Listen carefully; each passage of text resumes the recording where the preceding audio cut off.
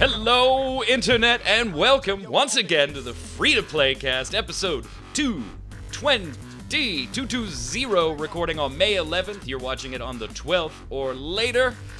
We've got financials, yay! It's a financials show! And we've got other news as well, and an update to a topic we talked about last week in the interest of due diligence. We keep digging, we keep hearing things, so we do have to, just responsibly go back and touch on the topic of TERA and third-party woes. But since it's a financial show, of course, one of our hosts today is Mr. Jason Winter. How are you? Yeah, of course, put me on the financial show because I have like millions and millions in my bank account, so I know all about this stuff. You love the financial shows. You love them. I just like numbers. They could be about anything. Also on the line, Mr. Zach Sharps. How are you, sir? Whoa! Am I actually here? Holy crap! I know, right? I'm doing good. So, Zach, I'm excited for the financials. Zach had a little time away due to having some wisdom teeth pulled, not peeled, as I accidentally said on the Free-to-Play Cast with Troy, which made me cringe. So everything's good. You're all good. Teeths are gone and healed, and pretty much all good. Much all good. I had a wisdom tooth taken out a few years ago. Here, yeah. Oh, that's great. That's great. I had one pulled maybe 2 years ago.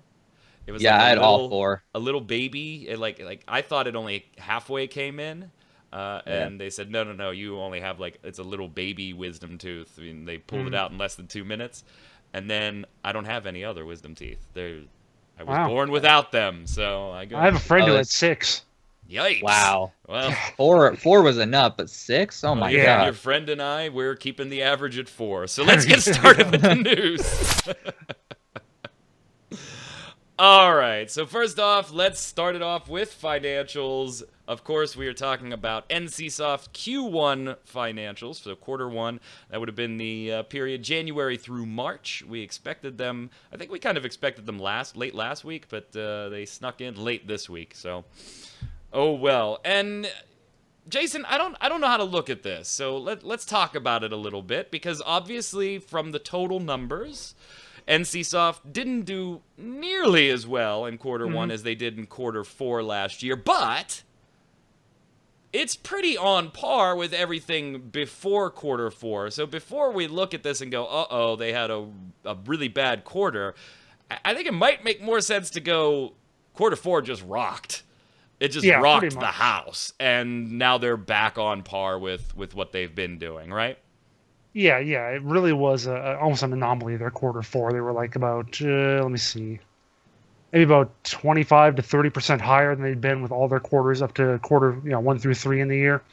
And then, like I said, they came back down to something right about where they'd been for their 2 of the 3 quarters previous to that. So pretty much the same overall, even though stuff got shifted around a little bit. And we'll probably get to, the big difference between those quarters and what we have in a little bit. Yeah, Zach, there is a concern for me, though, if I'm NCSoft looking at this, saying, okay, we don't want to go down, obviously. Some titles are still kind of on their little downward trend. It's kind of disappointing to see Ion creeping lower, but it has been since Q1 of 2016. Again, and we're talking about, what is it, billion Korean won here. When we give these numbers. So 20,000 to 17,000 to 16,000. Little bump in Q4 to 17,000, but now Q1 back down to 13,000, so it's lowest in over a year. Guild Wars 2, pretty stagnant still. Ever since the launch of the expansion, it leveled off in the second quarter and really hasn't gone anywhere. Blade and Soul, doing a little bit better than even their Q4 results, so it's nice to see that, but man, I would be really concerned about Lineage, wouldn't you? I mean, a little bit. Looking at from like an investor point of view, I would look at this as disappointing. This from the regards of usually as an investor, you want to see a company continue to grow over time, regardless if it's like a really, really good bump, like in what was in quarter 4. You want to see that continue at least to some degree, rather than seeing it as an anomaly. Because as an investor, you just want to see that continue to grow, but at the same time, it's not like it's a plummeting company or anything like that. They're just going back to sort of what their normal was. And some of the games, like you mentioned, Lineage, it's a little bit shaky, but that could just be an anomaly as well. So I don't, unless this continues to be consistent, I don't see it as a huge problem. Jason, what do we know about why Lineage took such a big hit? I mean, Lineage 2 kind of following the same trend as I mentioned with Ion and other games. You know, 17,000, 19, 20, 20, and then 18 this past Q1. So again, everything seems to be, relatively speaking, on par. But the original Lineage, which is their big dog in this genre, 78,000 Q1 last year, 94, 83, 118 in Q4, and doesn't post, you know, a drop into Q1 like the rest of the games did. Posts a plummet in Q1 of 51,000, so its lowest in at least a year. We'd have to dig up some files to see when the last time Lineage posted numbers like that truly is, but at least in the last year, that's 27,000 billion Korean won off of this same period last year. Any word on what might be hurting NCSoft's big dog there? Well, funny thing is, actually in the article I say it's been 3 years since they had that kind of a quarter, but anyway. Oh, did you? Yeah, I actually mentioned it right there. So, you know, it's like Q2 2014, I think, was when it was that low. Wow. But what they do talk about in the report is they say, you know, Lineage 1 sales dropped due to the early sales recognition in Q4. It also says, you know, reflecting impact of early recognition of Lineage 1 promotion sales. So I think that means that they did some little creative accounting. Like they put some big sale thing, they counted that in Q4, when they could have counted it in Q1 just as well, but they put it all in 4, maybe to make that one look really good for investors for some reason. Mm-hmm. So maybe really in a way, you almost have to like average out the 2 quarters. If you do that, you get about 80,000 in each, which would be right about in par with what their normal numbers are. So it's probably not even that much of a panic thing as you might think. So then we would expect Q2, it would probably resume somewhere in the 70 to 90 range. Yeah, probably. And also, just to mention, their stock's up 1.52% as well. So it's not like investors are panicking over this, because they probably see exactly what Jason said in regards to this, them sort of doing some creative accounting, so to speak, in regards to like promotions and whatnot. So, and stock would obviously probably be driven up too in something else, Jason, you mentioned in the article, royalty payments over Lineage 2.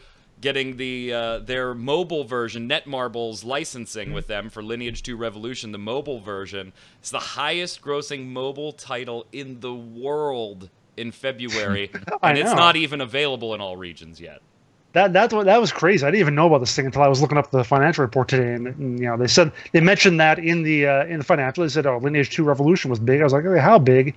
I look at their royalty payments. Yeah, the royalty payments for the previous quarters are like 29,000, 26,000, 24,000, 41,000 in Q4, 63,000 in Q1. So it's like over doubled what it was in the previous years, and apparently a lot of it is due to that Revolution game, which is, like I said, what is it? Yeah, number one, even more than Pokemon Go, more than, you know, Clash of Clans, Mobile Strike, which are, you know, like I said, available worldwide. Really huge things, but the butt of a Kardashian has not even been able to knock this one off. It knocks off a lot of things, I'm sure. And that's exactly what I also saw with articles Jason. As well in regards to Netmarble, is this the fact that since NCSoft's been trying to get in the mobile market, this sort of shows a success in that regard, which means they're expanding and will be able to expand maybe a lot quicker. So investors see that as an upside, even though maybe their MMO portfolio isn't doing as great as maybe someone would expect after their massive Q4. So yeah, and Lineage 2 Revolution, by the way, the only reason, ironically, that I've been acutely aware of this title is the parsing of news as it's assigned to people, because I'll go through and I more than once, I'm sure, I've sent something to Q to write and say, oh, okay, hey, write this up. Not real. I just see Lineage 2, okay, push that over here, give Jason this one. Lineage 2, all right, throw that to Q. Not realizing it was Lineage 2 Revolution, and Q will pick, did you want me to cover a mobile title? No, oh shit, I forgot. No, Revolution's a mobile title, exit, move on to something else. So more than once that's happened. So overall, great news for NCSoft. Of course, here's the funny part. We already got one comment on Jason's piece. Notice the lack of info about how WildStar is doing financially. Surely NCSoft has to pull the plug on WildStar soon. That comment coming from Narc on the MMOBomb site. We've mentioned this before. Their last financial report was the one they decided WildStar would now be lumped under other games or other sales and no longer reported by itself. Hard to get a gauge on WildStar at that point because now, of course, other sales indicates that the royalty payments and stuff like that too. So really, really hard. WildStar is being well hidden in the financials at this point, Jason.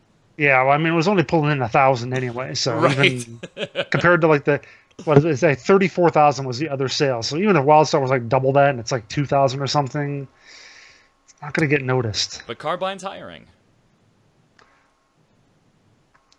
I They mean, also whatever got rid of floats the, their boat. They also dumped NC coin for their proto bucks or whatever it was. So yeah, Weird. read whatever you want into that. Hey, we've seen some people commenting on WildStar lately. They're having a lot of fun in it. There's a lot of people in it, and I don't disagree with that, except if you are below the level cap. I still find the game awful if you're below level cap because it's just you can't find people doing anything. Their boost, I'm sure, helped with that, right? The free boost they gave away. I claimed that.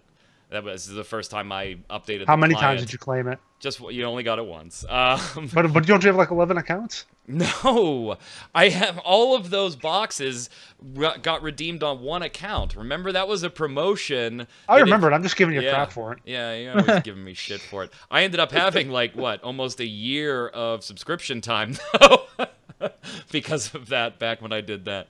So yeah, WildStar, hard for us to get a gauge on. We know Carbine is hiring, presumably for a different project, the way they were advertising it, but we don't have any word on that. And it seems to be that WildStar still maintains some level of interest, particularly if you are at max level. So, good on NCSoft. All in all, I think generally good news, a few things to watch. We still don't know what A2 is, though, do we? Oh yeah, that's their No. other secret project, right? Some people are saying it's a mobile game, which wouldn't be that surprising, but I'm hoping it's a brand new Ion. But yeah, who knows? some of the speculation did point to an Ion type game or an Ion Direct sequel. So we'll have to keep an eye on that. But Blade and Soul, very, very surprised and very impressed by how well Blade and Soul continues to do. I expected that one, Zach, to be more of like Zach's flavor of the month type game. You know, the game that Zach pours a ton of time into for a month or two and then just generally kind of goes away from. But it's been consistent as hell for over a year now after launching in the West. Yeah, I wonder what's the split between West and East in that regard, because we see news obviously from the West, and it probably is doing really well over here. But at the same token, I think that's probably getting its bulk of popularity over in the East. That's usually what I see in regards to tournaments. I always go on Twitch and I see a random tournament at like 2 a.m. in the morning or whatever of them doing like a random esports sort of dual tournament going on. So that's what I think is probably going on there, kind of like the Lineage in that regard. So yeah. Well, here's the thing: is that if you look at the breakdown by region, Korea is much bigger than U.S. and Europe. Korea, Japan, Taiwan, all that other stuff is much bigger than the U.S. Europe, so basically the West. Yeah.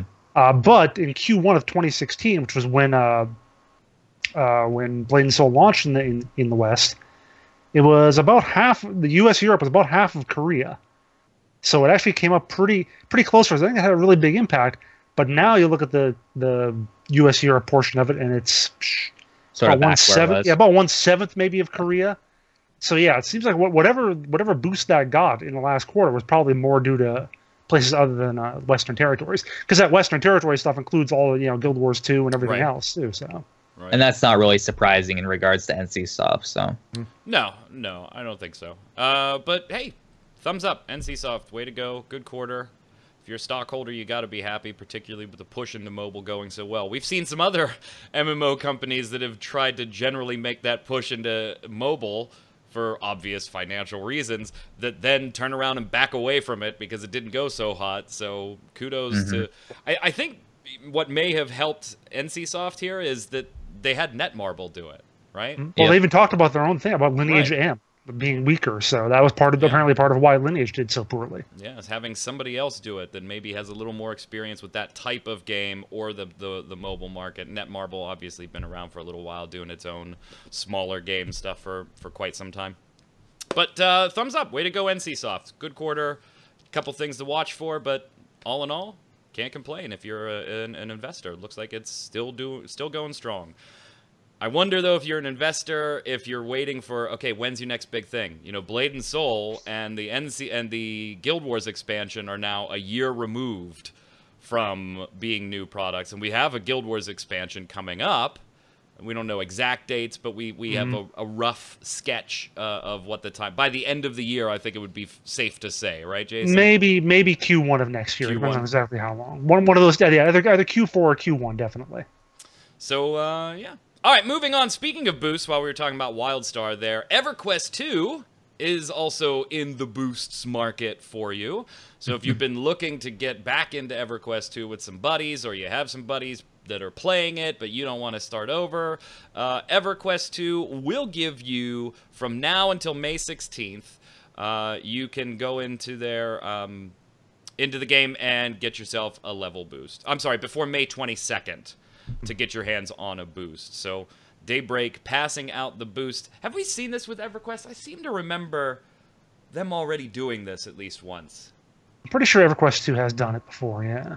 I don't remember it being free, but it might have been. Oh, you might be right. Away a free heroic character. Wasn't that it? Oh, yeah, I think I remember that. Let's see. I seem to remember that.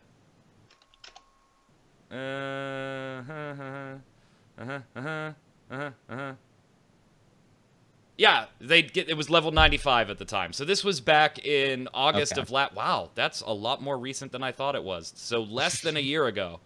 August of last year, ding, level 95, beginning their journey to the Tranquil Sea. New heroic characters will venture into the Battle of Norath, starting as level 95. Want to experience the new heroic characters yourself? Log into EverQuest by this date, and you'll get your first level 95 heroic character for free. Was there some type of... I mean, there were a couple of things to note. If you bought a heroic character, it's not automatically level 95. You must have an E-count in good standing before X date, and the free heroic character must be redeemed to level a new or existing character to 95. So, yeah, they've done this less than a year ago, and here we are again. Jason, does that show you something good for EverQuest, or something bad for EverQuest 2? I'm not sure which. I don't really know that it shows anything. It's just a standard, please come back to the game, we miss you sort of thing. Because it is available apparently only to anyone who's ever played. So if you're a new player, you can't get this. Yeah, and I just think it's pretty standard. Is it enough to get either of you to try it? I know, Jason, your answer is absolutely not. But Zach, there has... I did play, though. I did play for a few hours once, so I would qualify. EverQuest 2, for me, is one of those games that I keep going into because I know I would like. You know, it follows very traditional MMO formulas and controls and things. Like, I know I would like it, and I do enjoy it when I roll a random character and I start leveling it up and everything. But it always just peters out for me simply because nobody else I know is playing it. I mean, that's literally the only thing I think that keeps me from actually playing EQ2 for a long period of time. Really, the only thing? Well, that Final Fantasy 14 and occasionally some World of Warcraft. And the fact that it's 13 years old and kind of looks like crap. Because I mean, I've tried it a couple times. I just couldn't get into it though. Like, it just seems very old in terms of how it's laid out and how it's designed. And I mean, that's because it is old, but it just didn't age really well. So I just never really was able to get into it and really enjoy it that much, despite it probably having a lot of systems that I might enjoy. So. Looks like I have more respect for my MMO elders than you do. Oh, who plays MMOs that came out in November of 2004 anyway? I mean, really, nobody does that anymore. I wonder. Perhaps a few million people. But yeah, so if you want to get a level boost, go ahead. EverQuest 2 until May 22nd, you'll get a 100 character there, provided you meet the requirements on when you had an account created. So if you have played it in the past and you were thinking about going back, or maybe in the future would go back, at least log in and claim your free 100. Speaking of freebies, and if you need to, or think you might in the future, go and play certain games, Rift has announced that, you know that whole Starfall Prophecy expansion thing they did? Zach, you're aware, right? They did an expansion and all that stuff. I'm aware of this. Yeah, you didn't buy it, though, did you? No. No. A lot of people probably, didn't buy it. How many copies did you buy, Mike? I did not. Even though, and all of us, I think, if I remember correctly, were on board with them charging for their expansion again, rather than doing what they did with the Nightmare Tide and piecemealing the damn thing throughout the cash shop. Even with that, I didn't buy it. I am literally trying to remember if I got a press copy of the expansion or not. I can't tell you. And that's bad. I like Rift, but I can't tell you if I have Starfall Prophecy or not. And you don't have Starfall Prophecy anymore. Yeah, well, we'll get into that in a second.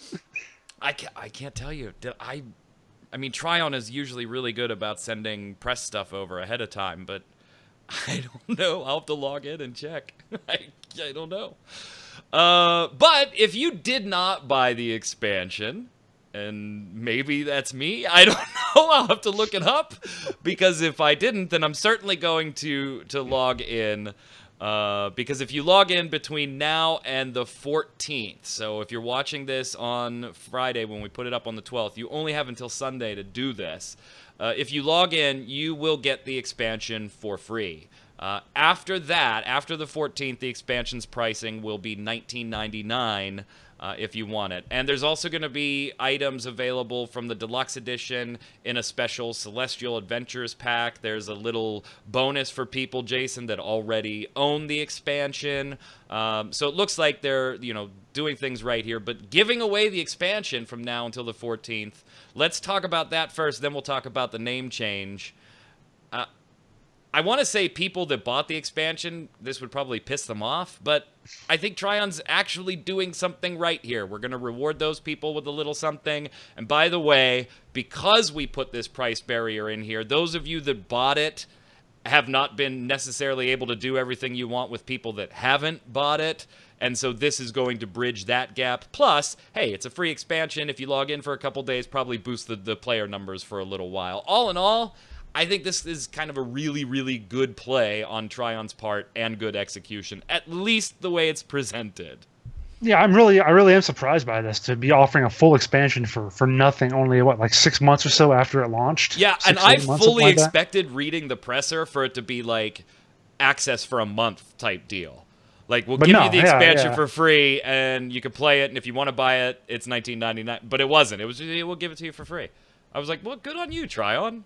That might be indicative of Rift's player base being in a bad place. I don't know, Zach. Maybe if you're worried about that many people being ticked off about it now being free, maybe there aren't that many to tick off. I don't know. That's true. I mean, I look at it as something where I wish all free-to-play games just release their expansions for free, because ideally that's what you want to see. But in this case, I do agree that it's a good thing that they're at least giving a temporary promotion where you can log in, get it for free, and enjoy the new expansion. So that's definitely good. Population wise, yeah, it's probably to boost the population back up to get it to ideal levels, or what they feel is ideal. But we've also seen something like this with Star Wars: The Old Republic recently, with its Twitch loot giving away their expansion for free. So I don't know, because with Star Wars: Old Republic, I know that's not population wise, because the game's fine in that regard. It makes a lot of revenue. So I don't know. I think that maybe developers are starting to see that, pricing, putting a paywall on a free-to-play games expansion maybe isn't the best way to do things long-term. So we're going to start seeing these short-term, buy-in early type deals, and then maybe get it for free a little later on promotions. So then let me ask you this, and both of you can answer this too. Zach first. Then how would you do it? I'm going to put you in charge of Tryon Worlds for a minute. You're working on an expansion. Obviously, you're a company. Obviously, you've got bills to make. Obviously, you want to be profitable at the end of paying all of those bills. You're also a player who doesn't want the expansions. You said you prefer if expansions were just added for free. All right, so if they add the expansions for free, we know the other side of that is something somewhere is going to cost somebody something, whether it was how Rift abysmally did it with Nightmare Tide and putting earring slots and miscellaneous things in the cash shop and almost requiring that to be a purchase, whether it be the implementation of something new. How do you balance those two? I want to get the expansion for free, but I'm also a company. Like, what is the go-to method for you? How would you do it if I put you in charge of Tryon tomorrow? I think it honestly comes down to making your premium service be a positive incentive of wanting to, you know, support the game monthly, and get some additional benefits that don't ruin other players' experiences, but maybe enhance their own. Then you also have like the every single time you release expansion, you can release brand new armor skins and weapon skins and whatnot that are themed for the particular expansion. And you can also just do expansion-related boosts. So, like, for example, in Star Wars The Old Republic, there's the Galactic Command boost. You can do something like that as well within Rift for another particular type of system that you maybe want to implement, and not make it so it's super grindy for other players, but maybe make it so if you don't have a lot of time, you could buy a boost or whatever and support the game in the meantime.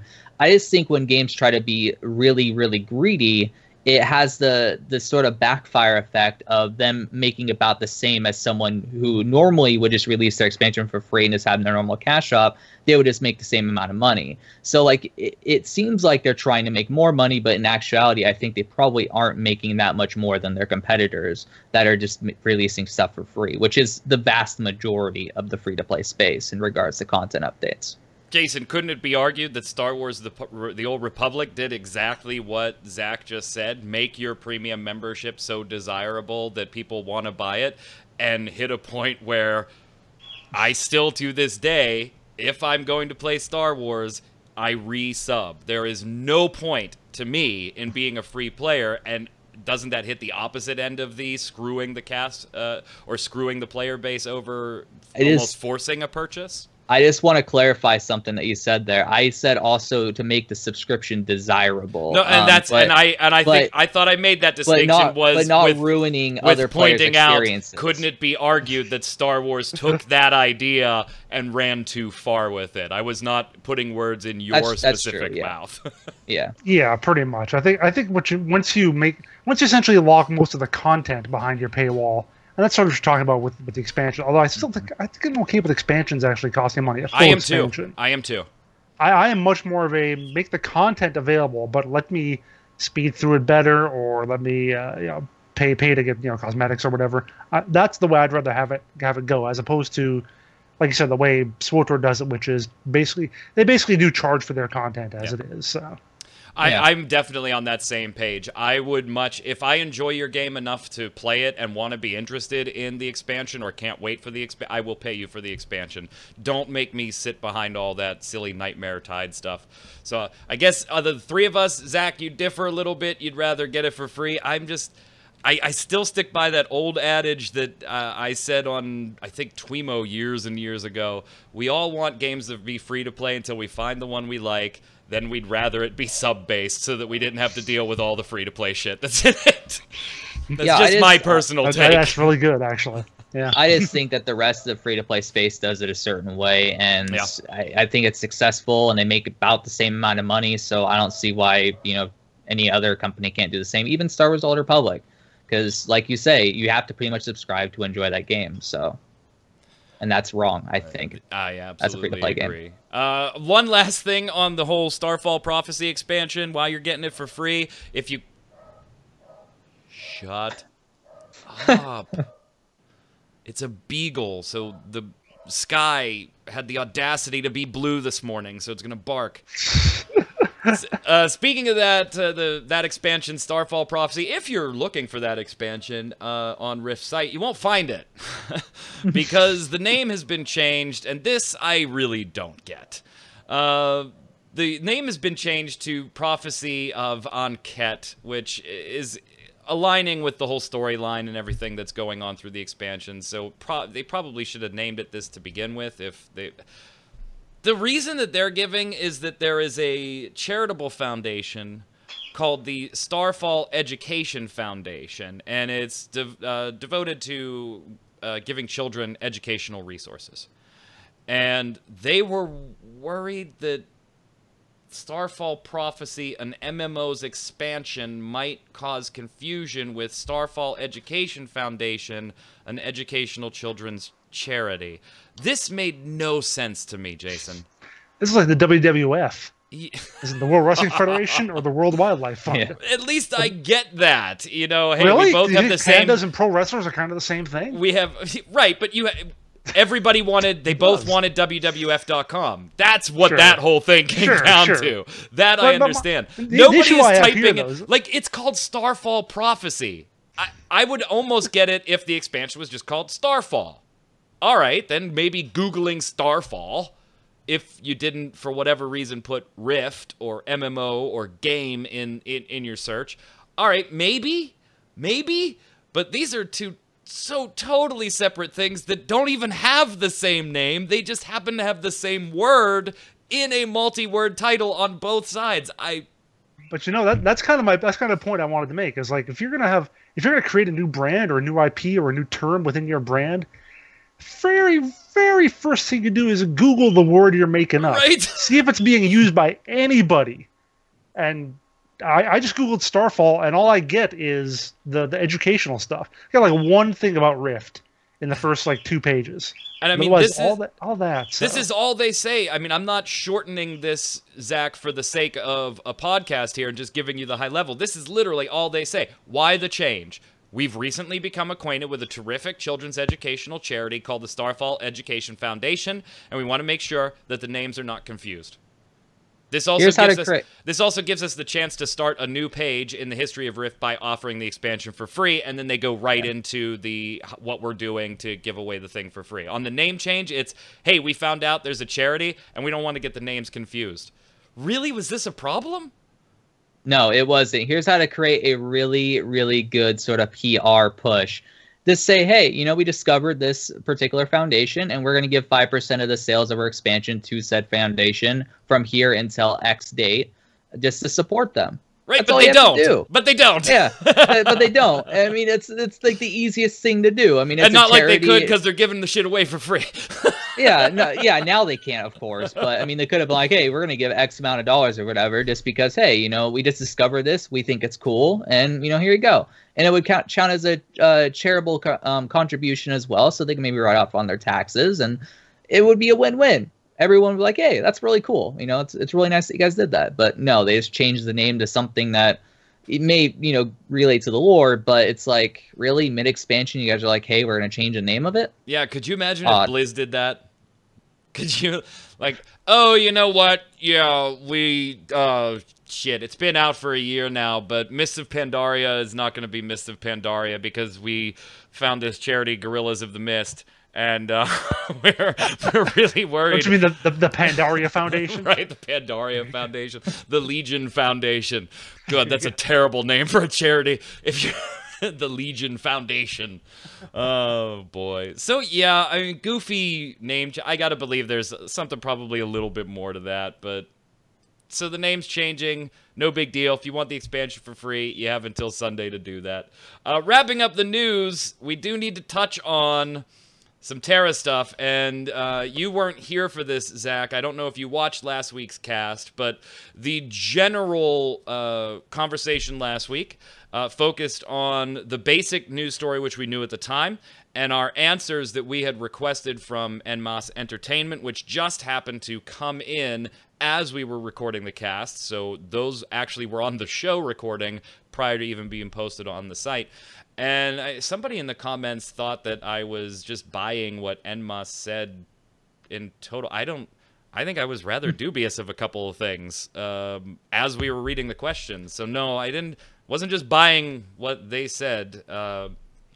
So the basic gist of the story was NMOS Entertainment banned a bunch of people for third-party program usage. They specifically mentioned a few types of things like currency manipulation and issues in the game all the way through DPS meters. So they ran the entire spectrum of third-party applications aren't okay, and we're going to ban a bunch of people if you're caught using them. And they just did it instantly, and it caused this huge uproar, and then people weren't allowed to talk about it on the forum, so that caused an uproar. We talked about those basics on last week's show if you want to go and check that out. We also got our questions from NMOS Entertainment back, and there's just some general questions about how many people were banned, can people appeal it, why was this all of a sudden just not okay, and they had mentioned some economy exploit that they were worried about.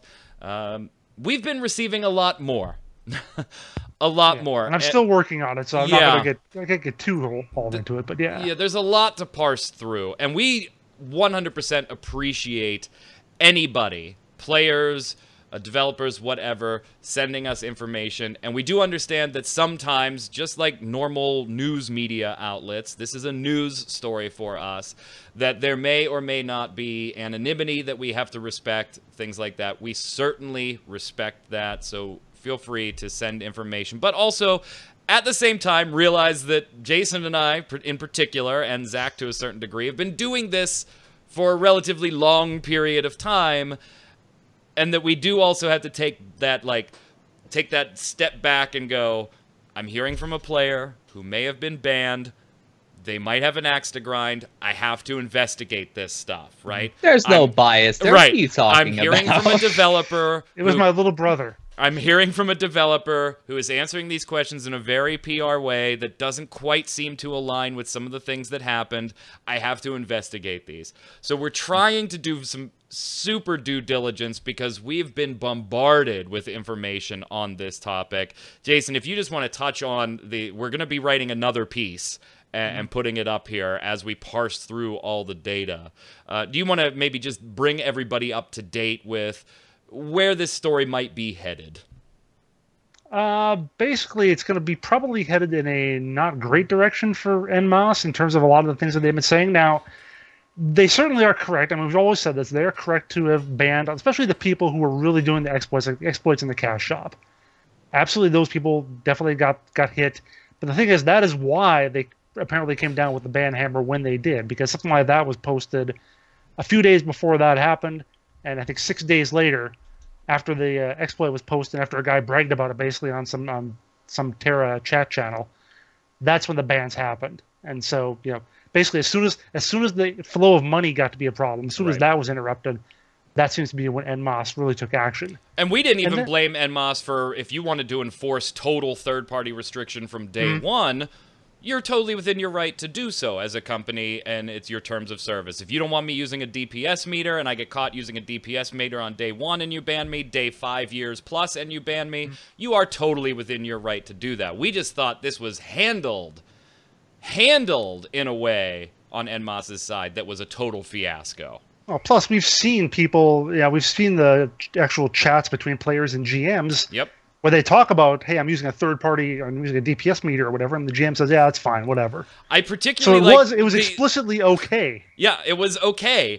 I really like the example we've been given of an actual support ticket, right? Where we've seen a player report themselves. And okay, they probably weren't doing it just out of the kindness of their heart, right? The situation was they had posted a DPS meter result in a chat channel that could be viewable by others, and they fully expected to be reported.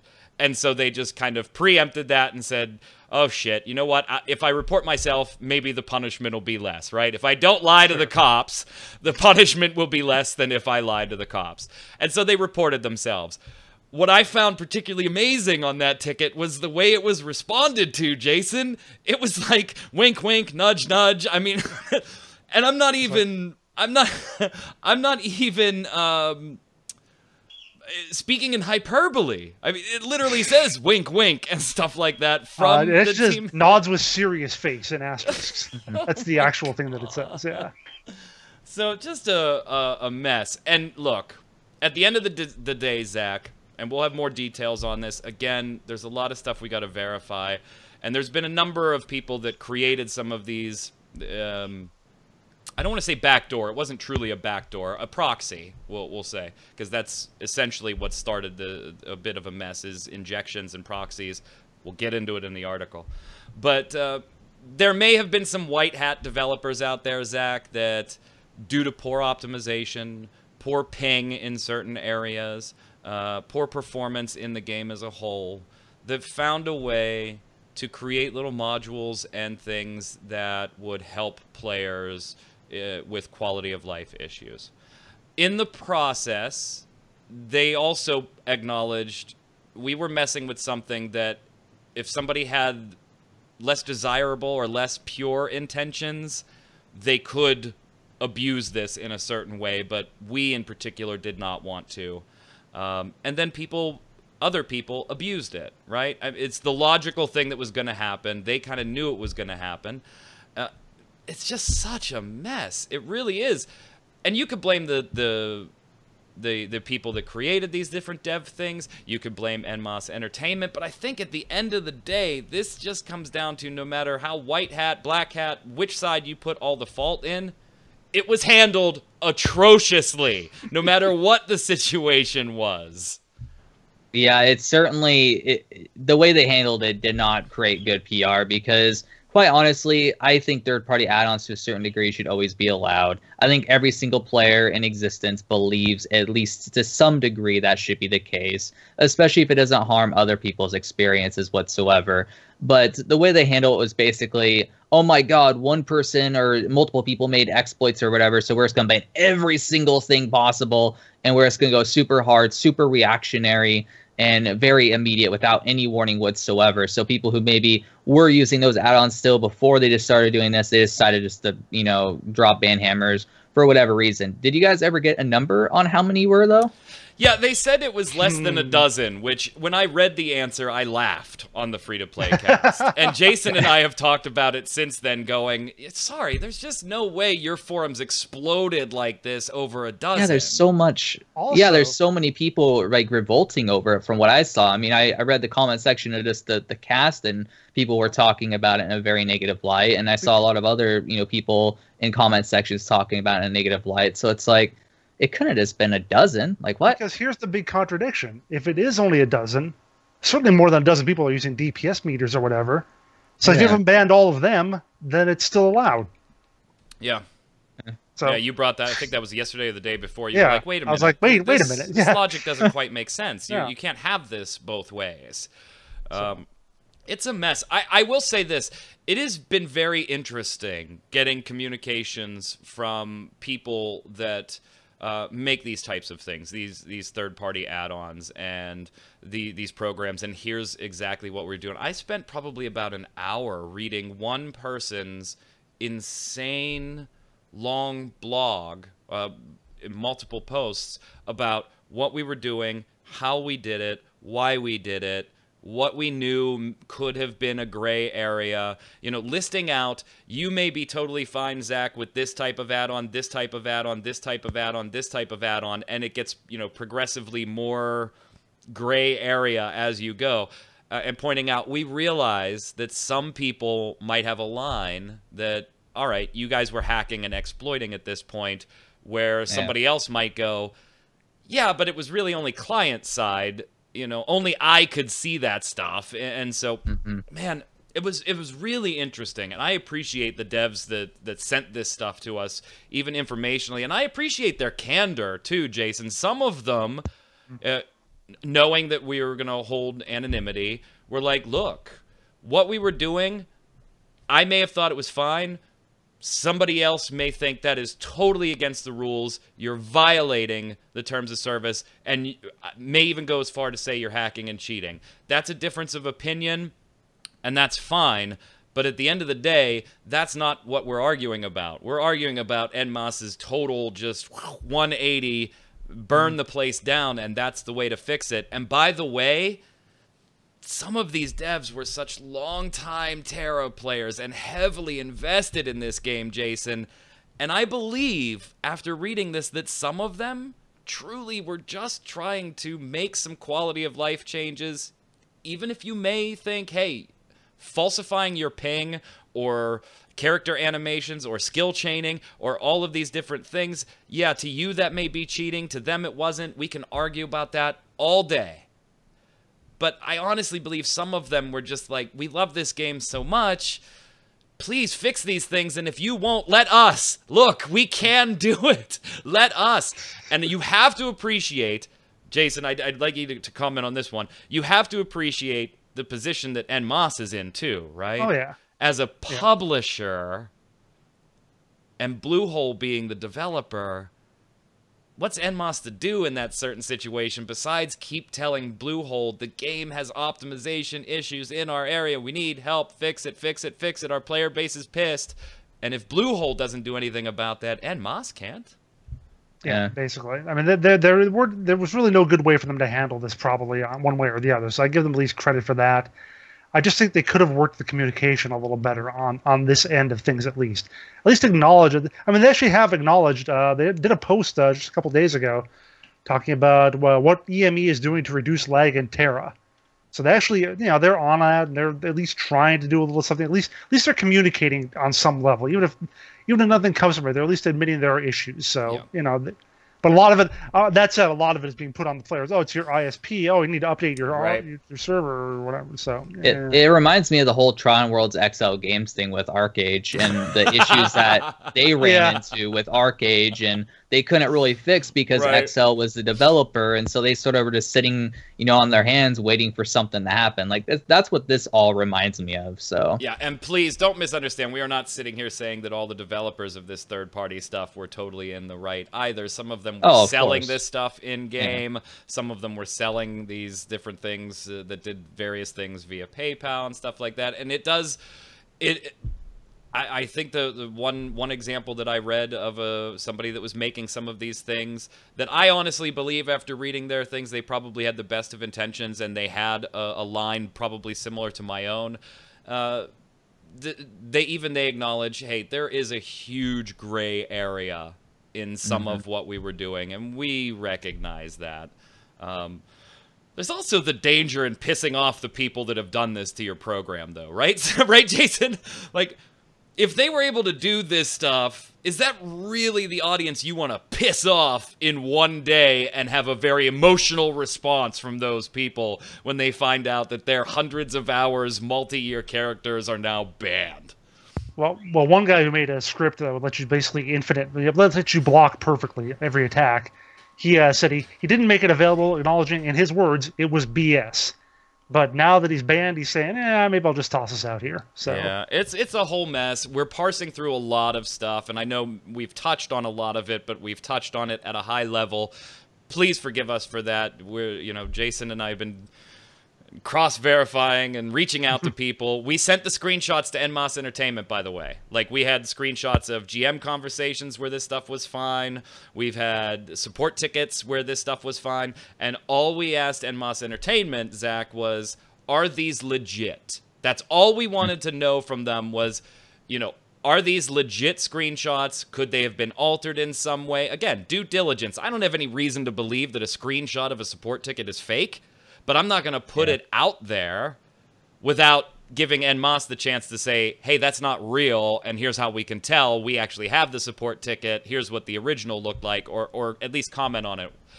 They declined to comment, and they said, what we've answered in your questions is the only public statement we want to make. So forgive us for the time lapse. We got to do due diligence, but God, what a mess on both sides right now. All right, let's slide over to the weekly bombs. Did we cover that all right, Jason? Did we cover that in a way we're going to get yelled at for anything? Probably not. I know we didn't cover it in great detail, but I think it does catch everybody up to how back and forth this whole piece is and why. They'll yell at my article probably instead, so we'll save it for that. Yeah, I'm not looking forward to that. I'm looking forward to the article, but I know I'm going to get emails from NMOS. Keep the snarky out of it. Just stay, I'm trying. Stay with the facts. They were mad that we used the word ham-fisted. I asked for clarification because I didn't understand what they were upset about. And then after they pointed out, well, we didn't like the word ham-fisted, and we didn't like some other word, and I said, well, both of those to me absolutely apply to the way the situation was handled. Then they said they didn't like the CEO example, and I said, all right, I'm sorry. I can understand why you might be upset about that one. But ham-fisted definitely applies. I know so many people at NMOS, too. They're good people. I mean, they're not, just out to screw people. And I certainly don't want them to hate me. I've known them for years and worked with them for years, but it was ham-fisted. Weekly bombs! Go ahead, Jason. First one is from Guestly. It says, I'm from Latvia. Yours! Yeah, yours. What? Your bomb. Oh, my bomb. Whoops. All right, yeah, I'm just looking ahead. We've been gone on for like almost an hour already. My bomb is the bomb to Secret World Legends because somebody has to. You're totally against it. Q's against it. Everybody hates it. I'm not against it. I'm like, yeah, bring it on. Bring it on. No, I'm not against it. I'm reserving judgment at this point. You're against it. You hate that you have to do Kinsmouth or whatever it is all over I'm again. sorry. Forgive me for hating that I have to do everything over again, Jason. Blah blah. How many alts? When I was in, speaking of TERA, when I was in the TERA beta, or maybe it was open beta, maybe it was like a week after launch. So like a week after launch, I'm going through the noob zone, and someone in chat is like, "Yeah, this is my 7th character through this zone." I'm like, "How could you possibly?" Oh God, I was that guy too. Oh my God, that was probably one of the best things they could have done in later updates was. Change. Well, that was the slightly better noob zone. It wasn't the really awful one. Oh, wasn't Newbie Island? Even so, doing the noob zone 7 times in the first month of the game or whatever. How do you even? How even? Well, I guess in the first month is when to do it, right? When you, because then you don't look back 6 months ago. I'd like to roll in. No, I'm not doing that again. Just get it all out of the way at launch. Go ahead, Zach. I'm gonna give a dub bomb to the Elder Scrolls Legends. I went back in the game recently and I saw that there was the expansion. I think it's called Dark Brotherhood or whatever. And I was like, all right, well, I wonder how difficult this is going to be to unlock. And so I played it a good bit, really got a lot of fun out of the ranked play, figured out that I didn't really need the expansion in order to win consistently. I just needed to unlock a little bit more of the main storyline cards. And so I did that just fine and had a good bit of fun doing it. And then I was able to unlock Dark Brotherhood, at least the first episode of it. And I've been having fun with that too. It's just an all-around quality card game, and I've been enjoying it quite a bit as a free player. I only spent like $5, $10 in the game, nice. And that was over a period of from launch till now. So I mean, I haven't really spent a whole lot of money on it, just to sort of throw them something. I'm going to complete the trifecta here. Dub bomb to Awesome Knots. I've been playing it a bit to in anticipation of doing a first look. It becomes free-to-play later this month. They're going to have some type of free-to-play beta, so I don't want to record the first look until that's live, so I don't end up with a video that doesn't even have a cash shop and stuff in it. But I did want to get in and play the game a bit and get familiar with it, and you know what? I'll be damned, Jason, if I'm not enjoying a MOBA-type game. So Awesome Knots is awesome? That's what you're saying? From the viewers, Guestly chimes in on the Google authentication being for North America. We got a couple comments on this. Thank you guys and gals for letting us know. Guestly chimes in, says, I'm from Latvia/EU, and I have used Google Authenticator for games. So last week, a viewer asked the question, is that just a North American thing? Apparently not, because Zach, the next person, also chimed in. Yeah, Daniel Openlander. I'm using Google Auth in Denmark. I totally probably just... Yeah. Oh, Authenticator. Okay. Auth, yeah. Yeah, I'm like, huh, what? Go ahead, Jason. Yeah. All right, Mario Beza. Now, this sounds more like a TERA thing. Yep. He says, I was banned, and the only third-party program that I use is one that let me listen to the game on my headphones and the music I'm playing on my speakers.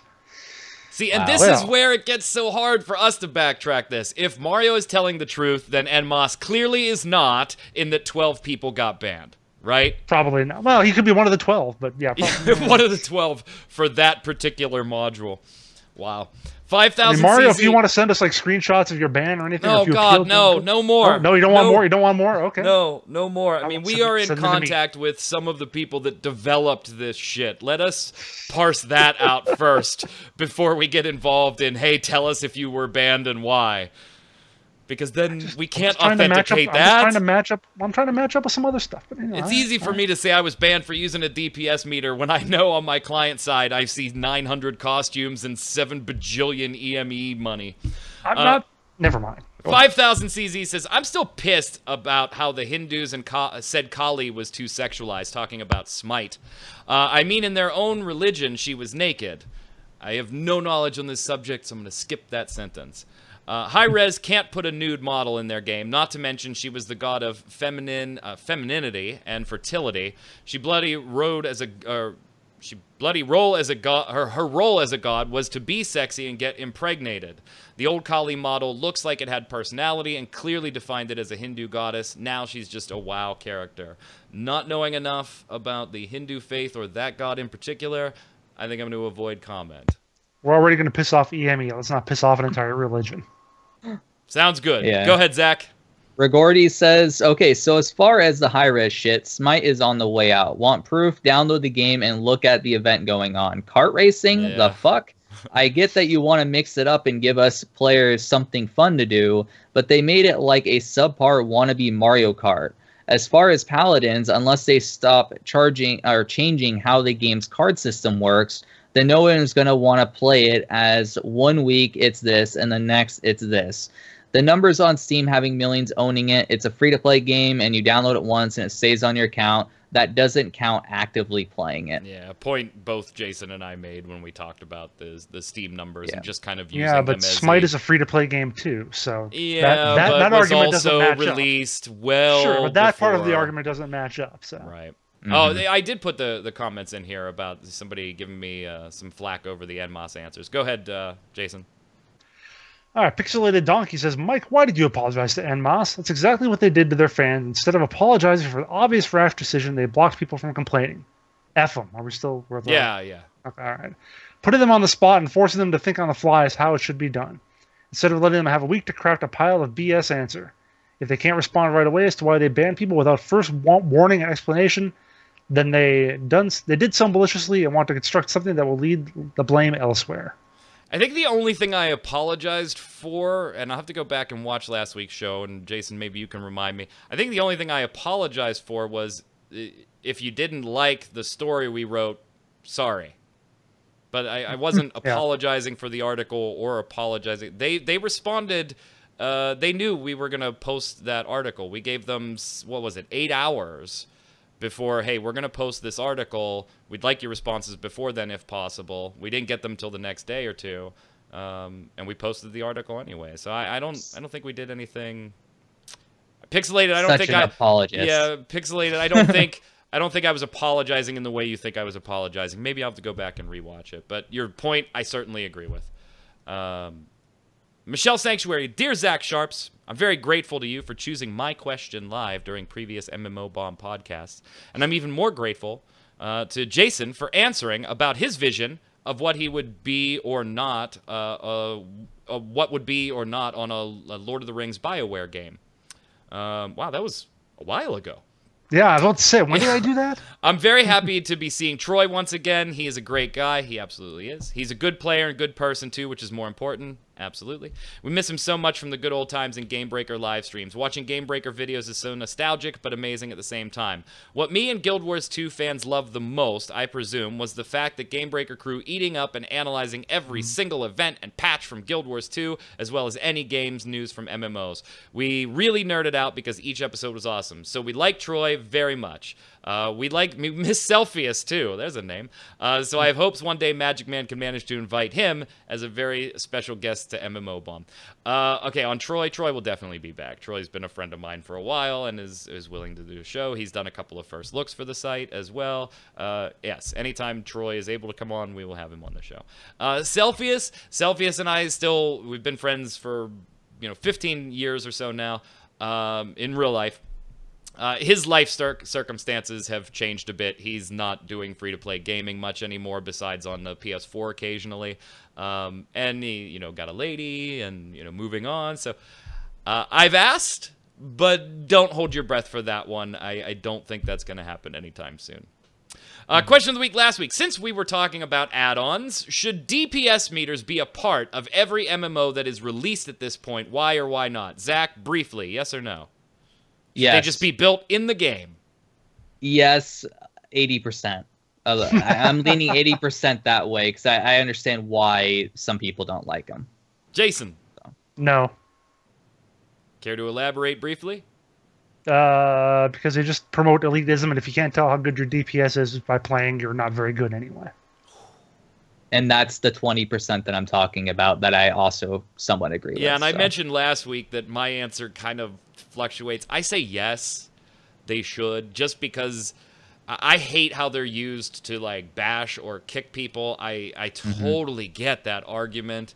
But I'm more the guy that's like, hey, our DPS isn't quite enough to do this. Here's the numbers. You know, can we crank some more? Can we try? Or, hey, you know, we just don't have this. It's time to drop this group and get another group. And if everybody treated it that way, I'd say 100% yes. But more of me says yes than no. I am also a firm believer in, and I hated Yoshi P's rationale for this when it comes to Final Fantasy XIV. To me, you cannot withhold things that are generally globally a positive or useful for fear of what some people might do to it in a negative manner.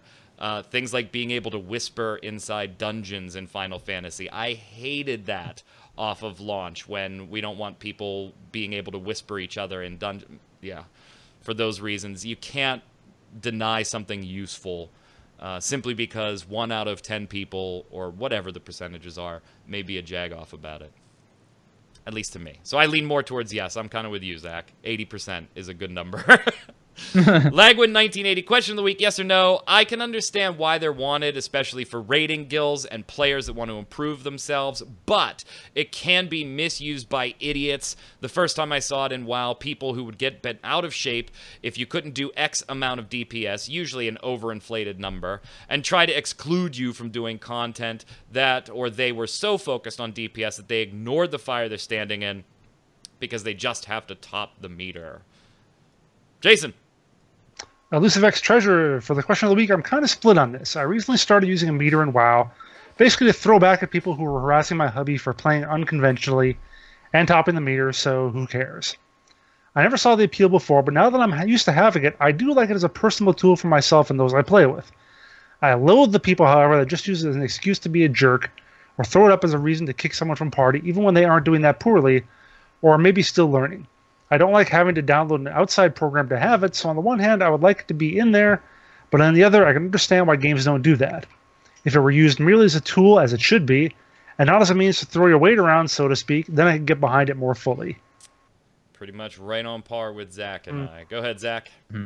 Lord Thalberus says, question of the week, DPS meter should be required for any competitive PvE content, as it is a measure of effectiveness. Apart from that, I think that I might detract from the fun. Think it might detract from the fun of playing a game. It certainly does for WoW, in my honest opinion. And I love the fact that in Final Fantasy XIV, they're non-existent officially, and I hope it stays that way. Lots of people thinking along the same lines. Bar none, DPS meters are good if you know where your DPS is coming from. And I thought this was a great point, Bar. Just knowing total DPS doesn't tell you what abilities are contributing. If you don't know what is doing what, it's just a meaningless number. And I think that's absolutely a good point that I did not take into consideration. Jason. Chris Baker says, question of the week, absolutely. I think DPS are almost mandatory for, meters. DPS meters are almost mandatory for endgame content in MMOs. Look no further than the Final Fantasy XIV community. There's nothing more frustrating in that game than joining a farm party and having the Black Mage pull 600 DPS because apparently he doesn't know what Enochian is. I believe if games like Final Fantasy XIV had a built-in DPS meter, it would help incentivize players to do better. Wow. I think my tank does more than 600 DPS. They got a Black Mage pulling 600 DPS? Have him send me his rotation. That's awesome. I'm kidding. I'm kidding. You Final Fantasy fans, do not comment. I'm kidding. My DPS is not 600. 648. Go ahead, Zach. I was thinking my tank and Lotro doing 600 DPS. I'm sorry. Go ahead, Zach. Elvion, I think it is. DPS meters should be standard in every MMO that depends on the Trinity. However, in my opinion, the Trinity is a bad design and should not be in any new game. Gameplay should be more about more than tanking, DPSing, and healing, and your worth to a party should be from your actions and not from the raw DPS, healing, or damage absorption you can do. My ideal MMO would be where DPS is secondary to what other things a player can do. Interesting point. Tying DPS. I'd pin meters. I'd pin LV1 as a Guild Wars 2 player, but only if he hasn't played in the last year or so. Right, right. Adakata, honestly, DPS meters cause entirely too much toxicity into the elitist crowd in any MMO. If you're not perfect, you're lucky if you get one shot without getting kicked out of the party because, quote, you suck. At the same time, they can help you improve, but I've seen too much of the negative effects caused by them to think they have a mainstay in any game without a good community to back it up. Finish it off, Jason. Tikal 23.99 says MMOs should not have DPS meters. Having them in-game just invites punk-ass behavior with people giving others a hard time about suboptimal DPS. Devs should make it a point to hit users with a banhammer that would make Thor blush. TLDR, treat DPS meters like drugs and just say no to them. This was probably one of the more divisive Yeah, questions it of really the was. week. I was a little surprised. I thought there'd be more in favor, like you guys. Yeah, we got a cross-section of people that were absolutely yes, absolutely no, and then people like Zach and I that are more yes than no. Question of the week next week. With the resurgence of some old-school MMOs seeing a new life on Steam lately, we've seen like 2 or 3 really old MMOs just relaunched on Steam in the last couple of weeks. What older MMO would you like to see relaunched, or just, if it's running still, add a Steam client to the game? And why? Let us know in the comments below. Don't forget your weekly bombs. Da bomb for something good, A bomb for something bad. If you've got a question or just feedback for us, throw it down there as well. Until next week, Jason, where can everybody find you? Find me on the internets, on the Twitters, at Winter Informal. Yeah, I can't even talk today. And streaming, twitch.tv/JasonWinter. And you, Zach? Everyone can find me on Twitter at Zach Sharps. Easy enough. I'm Mike Byrne, aka Magic Man. You can follow me personally on Twitter at MagicMan1. While you're there, follow at MMOBomb so you get all of the tweets for the latest news, giveaways, interviews, articles, first look, and more from MMOBomb.com. Until next week, gang, stay safe. We'll see you on the servers.